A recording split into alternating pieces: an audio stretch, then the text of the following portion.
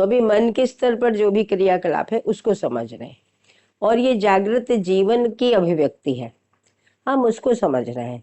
ये भ्रमित मानव का इसमें कुछ भी रोल नहीं। भ्रमित मानव जब तक जागृति को पूर्ण रूप यानी सर्वतोमुखी समाधान को पहचान नहीं लेता है ना, अनुभव से पहले पहचानना ही होता है अनुमान में, है ना। इसलिए प्रयोजन की स्पष्टता होती है जागृति से पहले, और जागृति के बाद अर्थ की स्पष्टता होती है। इसको बाबा जी ने अपनी एक डायरी में लिखा है, मैं वो रेफरेंस आपको दे दूंगी।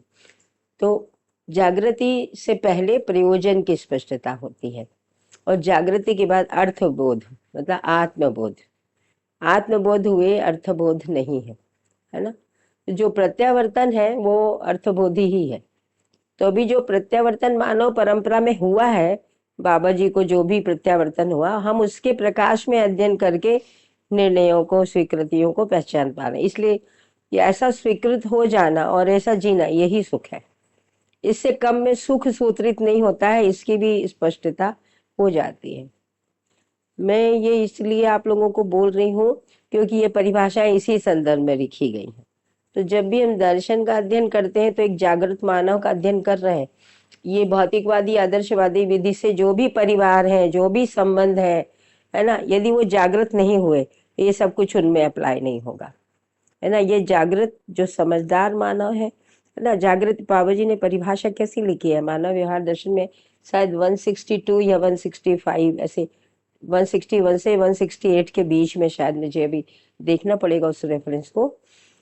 तो बाबा जी ने बोला है कि भ्रमित अवस्था से किए गए मूल्यांकन की आसक्ति, है ना, भ्रांति स्थिति से किए गए मूल्यांकन की जागृति, और निर्भ्रांत स्थिति से किए गए मूल्यांकन की यथार्थ संज्ञा है ना। तो ये जो यथार्थ बोल रहे हैं ना, मतलब अर्थबोध, आत्मबोध सहित बुद्धि, और उससे पहले जो है वो आत्मबोध रहित बुद्धि।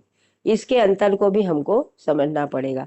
तो जो बुद्धि है उसमें सही की स्वीकृति होती है, ये उसकी फैकल्टी है।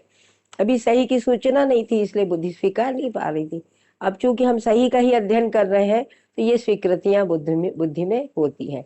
उस अर्थ में हम ये जीवन की क्रियाओं को यहाँ पर समझेंगे।